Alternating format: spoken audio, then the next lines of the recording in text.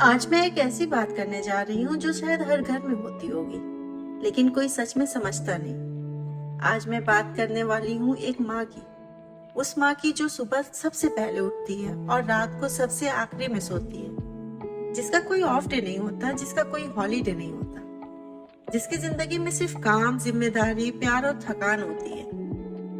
माँ सिर्फ बच्चा संभालने का नाम नहीं होता। लोग कहते हैं तुम तो घर पर हो, तुम्हारा काम ही क्या है, बस बच्चा संभालो। पर कोई नहीं जानता कि बच्चा संभालना सिर्फ एक स्मॉल पार्ट है। दिन भर कपड़े, सफाई, कुकिंग, किचन, डस्टिंग, पानी भरना, खाना बनाना, घर के छोटे से लेके बड़े काम, हर काम तो वो करती है। एक इंसान कितने काम कर सकता है दिन भर में? 5 या 6। लेकिन एक माँ दिन में 50 से 60 काम कर लेती है। उसके हाथ में भी दर्द होता होगा, उसका सिर भी भारी होता होगा, उसका बदन भी टूट रहा होता होगा, पर फिर भी वो 1 मिनट नहीं रुकती। पर माँ एक गलती कर दे तो सीधा ताना। ये दुनिया बड़ी अजीब है।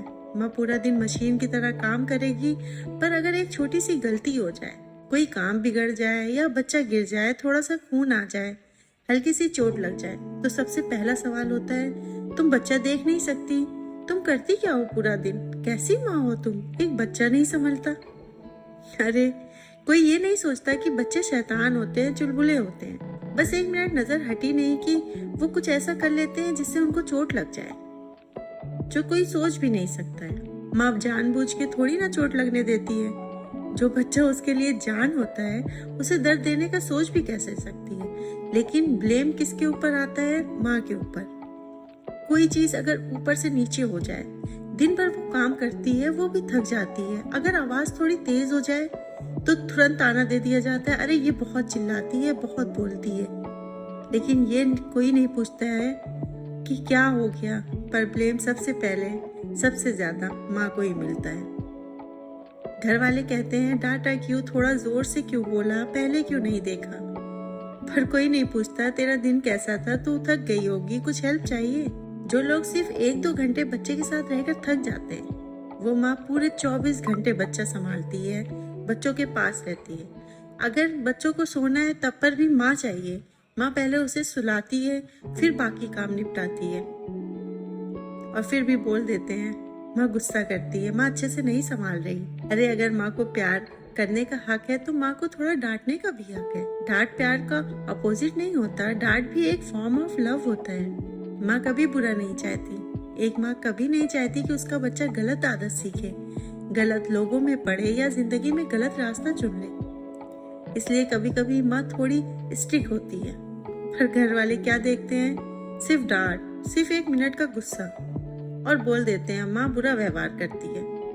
पर क्या किसी ने देखा है कि उसने कितनी बार प्यार से समझाया, कितनी बार सॉफ्टली बोला, कितनी बार पेशेंट रखा? नहीं, घर वाले सिर्फ गलती ढूंढते हैं, प्यार नहीं। माँ की स्ट्रिक्टनेस को गलत नाम मत दो। अगर बच्चे की कोई बुरी आदत दिख जाए तो सबसे पहले बोलेंगे माँ ने गलत सिखाया है, माँ ने ही सिखाया होगा, माँ से ही सीखा है। अगर बड़े की गलती हो तब भी बोलेंगे कि माँ की ही गलती है। पर कभी किसी ने ये नहीं सोचा कि माँ ने कितनी रातों की नींद छोड़ी, कितने सपने सैक्रिफाइस किए, कितनी बार खुद को पीछे रखा, सिर्फ अपने बच्चे के लिए। माँ को समझना हो तो एक दिन उसके जैसा जी कर देखो। एक दिन, सिर्फ एक दिन माँ की तरह सुबह उठकर देखो। घर संभालो, किचन संभालो, बच्चा संभालो, घर वालों के मूड संभालो, अपनी थकान छुपाकर सबको स्माइल दो। तब समझ आएगा कि माँ क्या होती है। माँ को रिस्पेक्ट सिर्फ बोलने से नहीं होती, माँ को रिस्पेक्ट फील करने से होता है। माँ की एक छोटी सी रिक्वेस्ट, ब्लेम मत दो, जज मत करो, अननेसेसरी ताने मत मारो। माँ हर वक्त डर में जीती है कहीं बच्चे को कुछ हो न जाए, हर वक्त प्यार में जीती है कि मेरा बच्चा हमेशा खुश रहे। माँ कभी बुरा नहीं चाहती, कभी नहीं।